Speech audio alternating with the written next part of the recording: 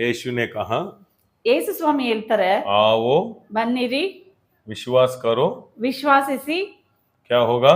ಏನಾಗ್ತದೆ? रक्षा होगा। ರಕ್ಷಣೆ ಉಂಟಾಗ್ತದೆ. किधर से रक्षा होगा? ಎಲ್ಲಿಂದ ರಕ್ಷಣೆ ಆಗ್ತದೆ? आपकी आत्मा रक्षा होगा। ನಿಮ್ಮ ಆತ್ಮವು ರಕ್ಷಿಸಲ್ಪಡ್ತದೆ. क्या विश्वास करना हम? ಹಾಗಾದ್ರೆ ಏನನ್ನ ವಿಶ್ವಾಸಿಸಬೇಕು? क्रूस को हम विश्वास करना। ಶಿಲುಬೆಯ ಮೇಲಿನ ಕಾರ್ಯಗಳನ್ನ ನಾವು ವಿಶ್ವಾಸಿಸಬೇಕಾಗಿದೆ. इसलिए यीशु मसीह मेरे लिए, मेरा पाप के लिए क्रूस पे मरा और जी उठा। आप विश्वास किया तो हृदय में, ಯೇಸು ಕ್ರಿಸ್ತನು ನನಗಾಗಿ ಶಿಲುಬೆಯ ಮೇಲೆ ಸತ್ತನು, ಅನಂತರ ಪುನರುತ್ಥಾನವಾದನು ಎಂಬುದಾಗಿ ನೀವು ವಿಶ್ವಾಸಿಸುವುದಾದರೆ आपके आत्मा रक्षा हो जाए। ನಿಮ್ಮ ಆತ್ಮವು ರಕ್ಷಿಸಲ್ಪಡ್ತದೆ. इसलिए मनुष्य कैसा है? ಮನುಷ್ಯನು ಹೇಗಿದ್ದಾನೆ?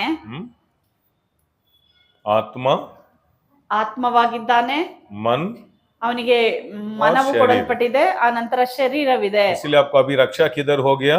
ಹಾಗಾದ್ರೆ ಈಗ ರಕ್ಷಣೆ ಎಲ್ಲಿ ಆಗ್ಬೇಕು? इधर आप नया सृष्टि, ಈಗ ನಾವು ಒಳಗೆ ಹೊಸ ಸೃಷ್ಟಿ ಆಗಿದ್ದೇವೆ. यीशु का जैसा आप नया सृष्टि। ಈಗ ನಾವು ಒಳಗೆ ಯೇಸು ಕ್ರಿಸ್ತನ ಹಾಗೆ ಹೊಸ ಸೃಷ್ಟಿಗಳಾಗಿದ್ದೇವೆ. पवित्र आत्मा आपको सील कर दिया इधर। ಪವಿತ್ರಾತ್ಮ ಈ ಆತ್ಮವನ್ನ ಮುದ್ರಿಸ್ಬಿಟ್ರು. इसलिए अंदर आप कैसे हो? ಈಗ ನಾವು ಒಳಗಡೆ ಹೇಗಿದ್ದೇವೆ? पवित्र, ಪರಿಶುದ್ಧವಾಗಿದ್ದೇವೆ. अंदर कैसे हो आप? ಒಳಗಡೆ ಹೇಗಿದ್ದೀರಿ? परिपूर्ण शुद्ध हो गए। ಪರಿಪೂರ್ಣವಾಗಿ ಶುದ್ಧರಾಗಿದ್ದೀರಿ. इसलिए सुसमाचार सुनने से, ಶುಭವಾರ್ತೆಯನ್ನ ಕೇಳುವುದರಿಂದ, इधर पुराना एक मनुष्य था अंदर, ಹಳೆಯ ಮನುಷ್ಯನು ಒಳಗೆ ವಾಸಿಸ್ತಾ वही ಇದ್ದ. हमको पाप करना बहुत माइंड में सोच आता है, बट वो शक्ति देता है पाप करने को। ಒಳಗಡೆಯಿಂದ ಅವನ ಆಲೋಚನೆಗಳನ್ನ ಕೊಟ್ಟು ಮೈಂಡ್ ಅಲ್ಲಿ ಆ ಶಕ್ತಿ ಕೊಡ್ತಾ ಇದ್ದ.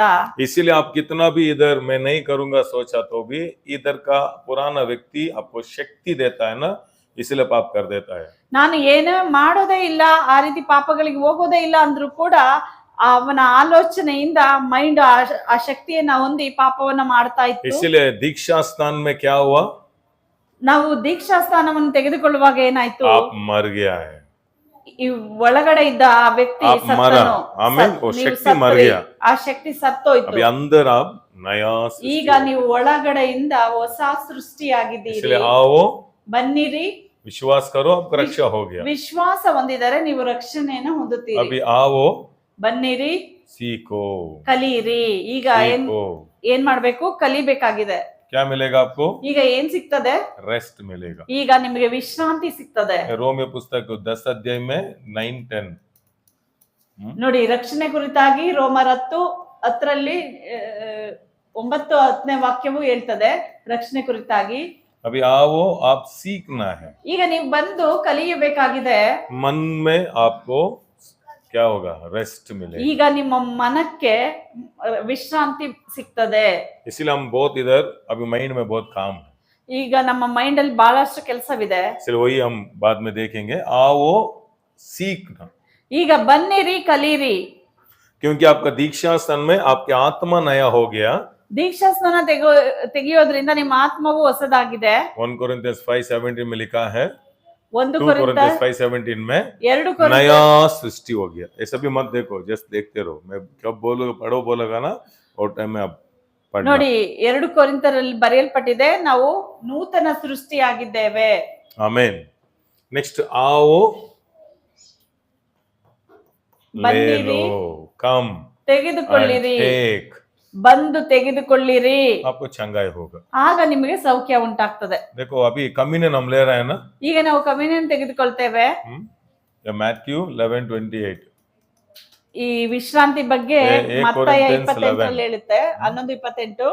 अभी आप कम्युनियन लेने से ನೀವು ಕರ್ತರ್ ಭೋಜನ ತೆಗೆದುಕೊಳ್ಳೋದ್ರಿಂದ आपका मन चेंज नहीं होगा। ನಿಮ್ ಮೈಂಡ್ ಬದಲಾಗೋದಿಲ್ಲ.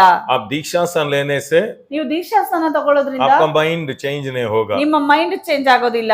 कम्युनियन, अब यीशु को विश्वास किया, ಯೇಸುವನ್ನ ನೀವು ವಿಶ್ವಾಸಿಸಿದ್ರಿ, इसलिए ये शरीर में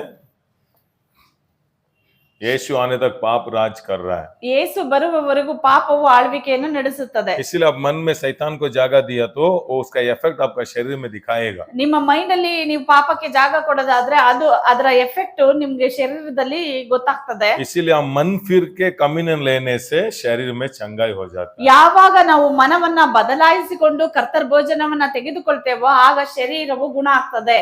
इसीलिए आपको आमीन मन परिवर्तन होना, ಅದರಿಂದನೇ ನಿಮ್ಮ ಮನವು ಬದಲಾವಣೆ ಆಗ್ಬೇಕಾಗಿದೆ. इसलिए विश्वासी का काम इधर ही है. याकूब 1:21 बोल रहा है, यही आज थोड़ा ध्यान करेंगे हम. ಯಾಕೋಬ್ 1:21 ಹೇಳ್ತದೆ ವಿಶ್ವಾಸಿಗಳು ಮನ इसलिए हम ತಿರುಗಬೇಕಾಗಿದೆ. कम्युनियन लेते रहना, क्योंकि यीशु आने तक ये शरीर चेंज नहीं होगा. यीशु आने के बाद यीशु का जैसा शरीर हमको ನೋಡಿ, मिलेगा. ಈ ಶರೀರ ಈಗ ಪ್ರಾಕೃತಿಕ ಶರೀರವಾಗಿರೋದ್ರಿಂದ ಇದನ್ನ ಬದಲಾಯಿಸೋದಕ್ಕಾಗೋದಿಲ್ಲ. ಅದ್ರಿಂದ ಯೇಸು ಬರೋವರೆಗೂ ನಾವು ಕರ್ತರ ಭೋಜನವನ್ನ ನಾವು ತಿರುಗಿ ತಿರುಗಿ ತೆಗೆದುಕೊಳ್ಳಲೇಬೇಕಾಗಿದೆ. आमीन. इसीलिए देखो, आओ ಬನ್ನಿರಿ, सोचो, ಯೋಚಿಸಿರಿ, सोचो, प्रेयर, आओ प्रेयर करो नहीं.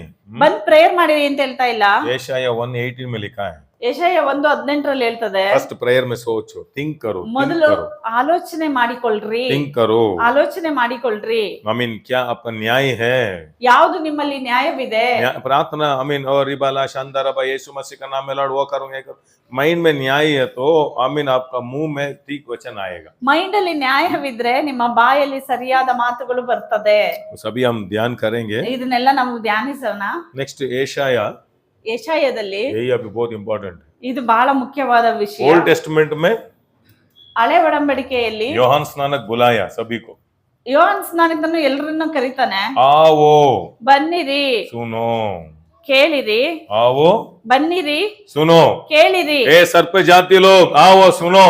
ಸರ್ಪ ಜಾತಿಯವರೇ बुलाया ಕೇಳಿರಿ. बुलाया बुलाया सुनने के लिए, सुनने के लिए. ಕರೆದನು ಕೇಳುಲಿಕ್ಕಾಗಿನೇ. अभी नया नियम में ಹೊಸ ಒಡಂಬಡಿಕೆಯಲ್ಲಿ अभी यीशु मसीह बुला रहा है, ಯೇಸು ಕರೀತಾ ಇದ್ದಾರೆ. आओ ಬನ್ನಿರಿ, सुनो. नहीं है, ಕೇಳ್ರಿ ಅಂತ ಅಲ್ಲ, देखो, ನೋಡಿರಿ, देखो. ಬಂದು ನೋಡಿರಿ. सुनने से आपको नॉलेज मिलेगा, ಕೇಳೋದ್ರಿಂದ ನಿಮಗೆ ನಾಲೆಡ್ಜ್ ಸಿಗ್ತದೆ. देखने से आपका वचन का रोशनी आप देख दिया तो ವಾಕ್ಯದ ಬೆಳಕನ್ನ ನೀವು ನೋಡಿದ್ದಾದರೆ क्या संदेश सुन रहे हो आपके जीवन में वो पाएगा. ಯಾವ ಸಂದೇಶವನ್ನ ನೀವು ನೋಡ್ತಿರೋ ಅದನ್ನ ನೀವು ಹೊಂದಿಕೊಳ್ಳುತ್ತೀರಿ. इसलिए हम प्रार्थना करते हैं, मेरे दिल की आंखें खोलो, मैं देखना चाहता हूँ. ಆದ್ರಿಂದ ನಾವು ಈ ರೀತಿ ಪ್ರಾರ್ಥನೆ ಮಾಡ್ತೇವೆ, ದೇವರೇ ನನ್ನ ಮನ ಕಣ್ಗಳು ತೆರೆಯಲ್ಪಡಲಿ, ನಾನು अंडरस्टैंड हो रहा है? ನೋಡ್ಬೇಕು. आमीन. अभी यशाया पढ़ेंगे, इधर ही हमारा काम है. ಈಗ ಯೆಶಾಯವನ್ನ ನೋಡೋಣ. ಇಲ್ಲಿ ನಮ್ಗೆ यशाया 8 में 20. ಯೆಶಾಯ 8ರಲ್ಲಿ 20ನೇ ವಾಕ್ಯ. मैं हर एक लैंग्वेज में भी थोड़ा ध्यान करके लिखा. ದೇವರ ಬೋಧನೆಯನ್ನು ವಿಚಾರಿಸುವ ಎಂದು ಅವರು सभी लोग बाइबल ले लो, हम स्पीड में नहीं जाएंगे. हाँ, बहुत साल है, क्योंकि अब एक विषय आपको अंदर गया तो मेरे को वही आप बढ़ना है.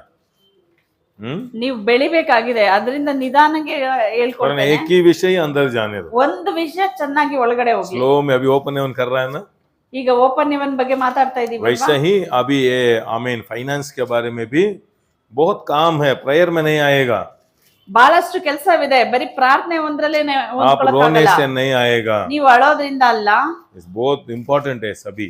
ಇದೆಲ್ಲ ಬಹಳ ಮುಖ್ಯವಾಗಿರ್ತದೆ. इसलिए मैं रिपीट करते रहूंगा. ಅದರಿಂದ ನಾನು ತಿರುಗಿಸಿ ನಿಮ್ಗೆ ಹೇಳ್ತಾನೆ ಇರ್ತೇನೆ. बहुत क्वेश्चंस का आंसर आपको मिलेगा. ಬಹಳ ಪ್ರಶ್ನೆಗಳಿಗೆ ಉತ್ತರವೂ ಸಿಗ್ತದೆ. इसलिए हमको आंसर मिलना, ನಮಗೆ ಉತ್ತರ ಸಿಗ್ಬೇಕು. आंसर में तो आप नेक्स्ट लेवल जाने को आत्मिक लाइफ बहुत खुशी लगता है. ಉತ್ತರ ಸಿಕ್ಕಿದ್ರೇನೆ ನೆಕ್ಸ್ಟ್ ಲೆವೆಲ್ಗೆ ಹೋಗೋದಕ್ಕೆ ನಿಮ್ಗೆ ಆತ್ಮಿಕ ಜೀವಿತ ತುಂಬಾ